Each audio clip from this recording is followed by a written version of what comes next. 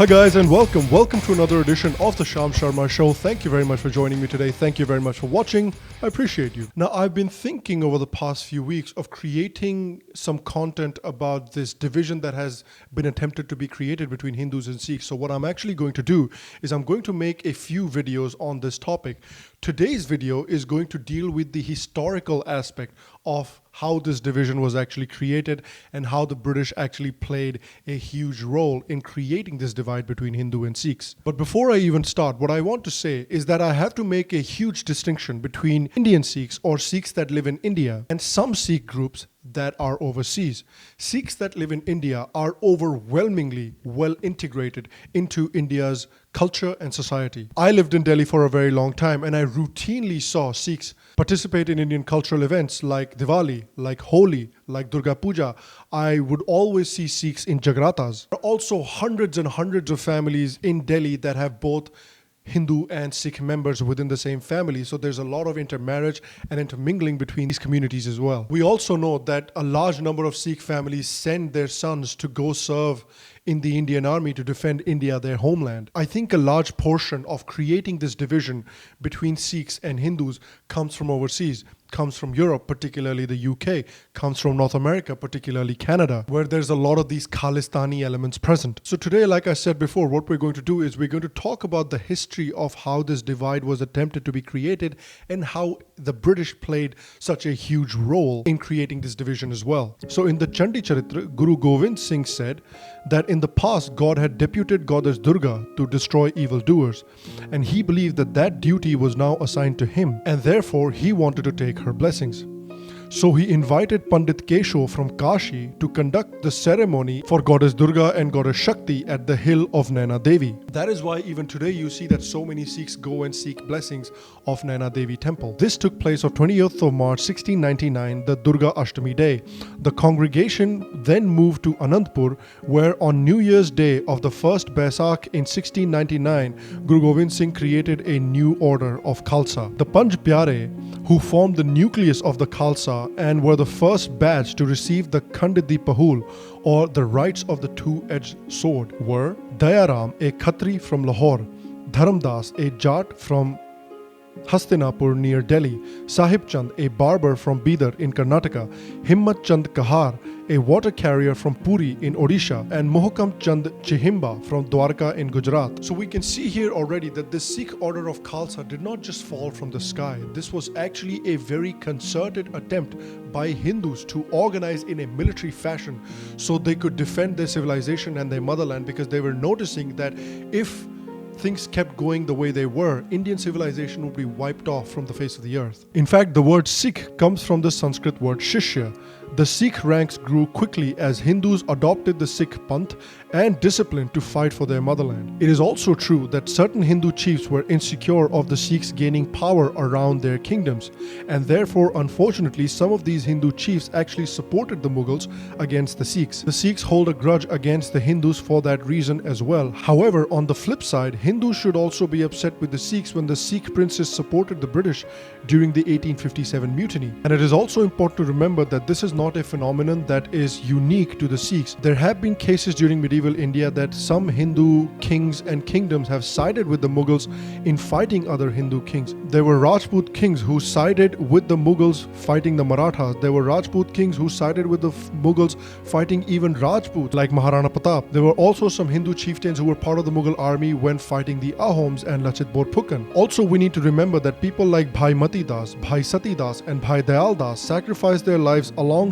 Guru Tegh Bahadur were Brahmins. Guru Tegh Bahadur was also invited by the Himachal Hindu kings to establish Anandpur Sahib in the Punjab hills. Also, Ratan Rai, the son of Raja Ram Rai of Assam, visited Anandpur with his mother and ministers and presented several gifts to Guru Govind Singh Ji, including an elephant called Prasadi. Now we come to the British role in creating the divisions. After the revolt of 1857, the British significantly reduced the number of Bengali, Awadhi and Bihari soldiers, many of whom were involved in the 1857 mutiny, and replaced them with loyal Sikhs and Punjabi Muslims. It is important to remember, however, that only Keshdhari Sikhs could join the army, that is, those Sikhs who sported the 5 Ks, the Kesh, the Kara, Kangha, the Kacha and the Kirpan. This was an attempt by the British to create a clear cementing of how Sikhs must look, an attempt to create a separate identity for the Sikhs from the Sanatan tradition and culture. They said Sikhs must look a certain way if they were to get these lucrative positions. The British also helped by reserving posts for Sikhs, especially for the Keshdharis Khalsa, in the army and the civilian service. This was a clear attempt by the British to create a separate identity from Hindus, and through reservations of creating a wedge between Hindus and Sikhs. British administrators like Lepel Henry Griffin spread false theories saying that Hinduism had always been hostile to Sikhism, and even socially Hinduism and Sikhism have completely been antagonistic. Another highly placed British administrator, Max Arthur McAuliffe, became one of the loudest spokesmen of this thesis. A secret CID memorandum prepared by D. Patry, who was the Assistant Director of the Criminal Intelligence Government of India in 1911, says that every endeavor has been made to preserve the Sikh soldiers from the contagion of idolatry or idol worship. Also, to prevent the kind of mutiny that the British had experienced from the sepoys in 1857, they organized religiously segregated regimental units from the alleged martial races like the Sikhs, Pathans, Rajputs and Gurkhas. Now, it is also important to remember that these martial races were not set up based on any kind of criteria or any empirical basis or any historical data. These were created arbitrarily to draw a wedge and create divisions between different communities in India and create animosity between them. The creation of this martial races category severely restricted the Hindus of other castes who wanted to join the army, particularly Khatris, who had served in Maharaja Ranjit Singh's forces in large numbers. The British also enforced rigid occupational boundaries by creating traditional agriculturalists, martial races, and trading castes. The Khatris were placed in the traditional agriculturalist category. Again, it is important to remember that Ranjit Singh's commander-in-chief, who led the victory of Attock in 1813, Diwan Mohkam Chand, and all the Sikh gurus were Khatris as well. There was also a very sacred tradition within the Hindu community to make their eldest male child a Sikh. When a Hindu couple did not have a son or their son did not survive, they made a Sukhna, a sort of benedictory prayer that the first child should be made a Sikh. This custom was alive and well, followed even into the 20th century. Sometimes the sons of Sikh subsects like the Udasis and the Nirmalas would ask that a son be dedicated to the Sikh cause if the number of issues in a family were many. There was also an attempt by the British and then certain leaders within the Sikh community to downplay the achievements of the Khatris and to overplay the achievements of the Keshdhari Sikhs. For example, the tale of Hari Singh Nalwa is deservedly remembered, but at the same time, the tale of Mr. Diwan Chand, who after capturing the forts of Multan and Shujabad in 1818, was honored with the title of Zafar Jang Bahadur, is often downplayed. An attempt was also made by the British and certain leaders within the Sikh community to paint well-known Hindu warriors as Keshdhari Sikhs. For example, Banda Bahadur, depending on which account you believe, was either a Rajput or a Bhardwaj Brahmin. Similarly, Zorawar Singh, a brave Rajput who served Raja Gulab Singh and made Ladakh and parts of Tibet part of Jammu and Kashmir, is considered by many as a Sikh. Also, the Punjab Land Alienation Act of 1900 enabled the government to retain its inflexible revenue policies and continue to blame peasant proprietors' misfortunes on Hindu money lenders. Here, the agriculturalists were Muslim tribes and Sikh and Hindu Jat zamindars, and the non-agriculturalists were Hindu Brahmins, Khatris and Baniyas. This act made tribe and caste the basis for land ownership, which further deepened the caste divisions within Indian society. Some people also blame the Arya Samaj for increasing the Hindu-Sikh divide. There were reports of the Arya Samaj converting some Sikhs back to the Hindu traditions and them making certain remarks against the Sikh gurus, which did not endear the Arya Samaj to the Sikhs. However, the main goal of the Arya Samaj has always been on reconverting Muslims back to the Hindu traditions. Some Sikhs also said that the Arya Samaj were promoting Hindi at the expense of Gurmukhi. However, again, the main goal of the Arya Samaj had always been to replace Urdu with Hindi. Then another big change and another big division came when the Singh Sabha was founded in 1873. Certain leaders within the Sikh community were afraid of the readiness of many Sikhs to adopt Hindu lifestyles and traditions, and thus two distinctive trends emerged within the Sikh community. With the Sanatani Sikhs prominent in Amritsar, the Sanatani Sikhs believed that the Sikhs were part of the Sanatani traditions of India, and the Tat Khalsa, who were dominant in Lahore, who believed that the Sikhs were completely different and completely removed and had nothing to do with the Sanatani philosophy of India. In fact, celebrated writer Khushwant Singh wrote that the founders of the Singh Sabha also sought to interest high-placed Englishmen in and assure their association with the educational program of the Singh Sabha. To ensure patronage of the government, the Sabha resolved to cultivate loyalty to the crown. And the British realized that this was a great opportunity to further divide Hindus and Sikhs, and they started giving more and more support and patronage to the Tat Khalsa and the Singh Sabha.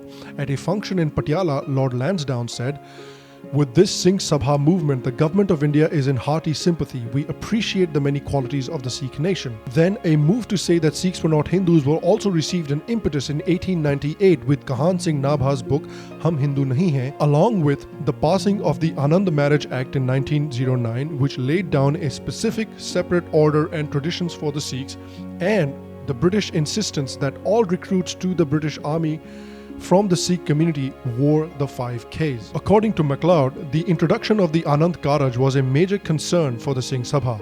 For the Sikhs of the 18th century, the goddess Shakti clearly had a considerable fascination. The goddess Durga, who appears in 3 works in the Dasham Granth, created a problem for the Tat Khalsa scholars who strongly talked about being monotheistic. Tat Khalsa then claimed that Bhagwati Guru Gobind Singh talked about and worshipped actually symbolized the one true God as the divine sword. As stated earlier, Sanatan Sikhs were prominent in Amritsar and Tat Khalsa dominant in Lahore Singh Sabha. But the Tat Khalsa always received more patronage and support from the British, and thus the Tat Khalsa emerged victorious when in 1905 Hindu idols were removed from the Hari Mandir. In 1902, the first Sikh political organization, the Chief Khalsa Diwan, was founded. They questioned why the job of a Granthi or a scripture reader was done by members of the Uddasi order who did or didn't have the 5 Ks and were not necessarily ordained in the Khalsa, even though this was the practice since before Guru Govind's time and during his time as well. The Uddasi Sect is traced to the 4 sons of Brahma. Historically, the Uddasi Sect begins with Baba Siri Chand, who was the son of Guru Nanak Dev, and Mata Sulakshmi Devi. But unfortunately, by virtue of its control over the Gurdwara affairs and revenue, the Shiromani Gurdwara Prabandhak Committee became an important body whose control was key to Sikh politics.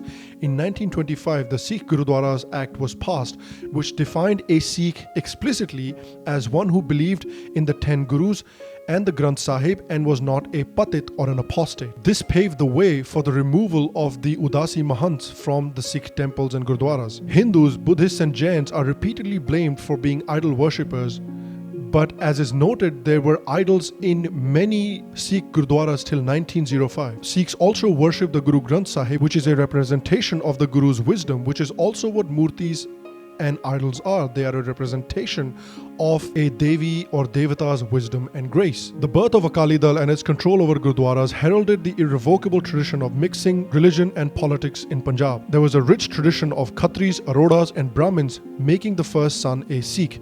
Children of the Sikh son became Sikh and so on. Today, future generations of the same family having similar surnames are told that they are followers of 2 different religions. This created a divide between the Jat and the Khatri Aroda Sikhs, such that the latter were called Bhapa, which was a term used dismissively by the Jats to describe some Khatris and others. It also resulted in non-Jat Sikh officers in the armed forces not revealing their actual surnames for being ridiculed and making it Singh instead. There are also various examples in history of how closely and strongly intertwined and interconnected the Sanatani and the Sikh traditions were.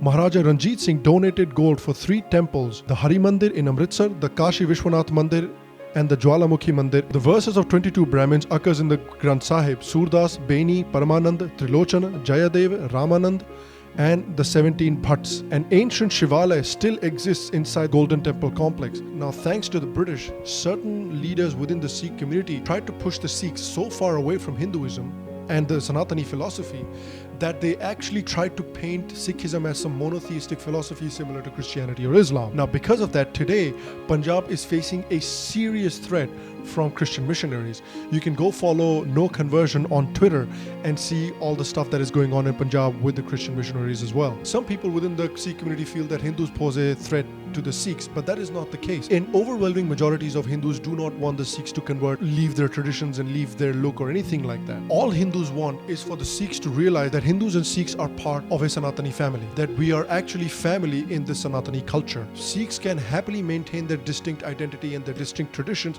while being part of the Sanatani family as well. Those two things are not mutually exclusive. I hope we can realize our deep cultural connection and our future together. I'm also going to make a video in the future of the similarities between the Sikhi philosophy and the Sanatani philosophy as well. So please wait for that video as well. Okay guys, thank you very much for watching today's video. Please let me know what you think about this video as well. Please let me know your thoughts about this video in the comment section down below. Do you agree? Do you disagree? Please let me know. I'd love to hear your thoughts. Again guys, thank you very much for watching today's video. If you enjoy what we do here on the Sham Sharma show, you can go ahead and make sure to subscribe to the show's channel down below or over here. I will see you for the next episode, and until then, stay happy, stay healthy, and I'll see you soon.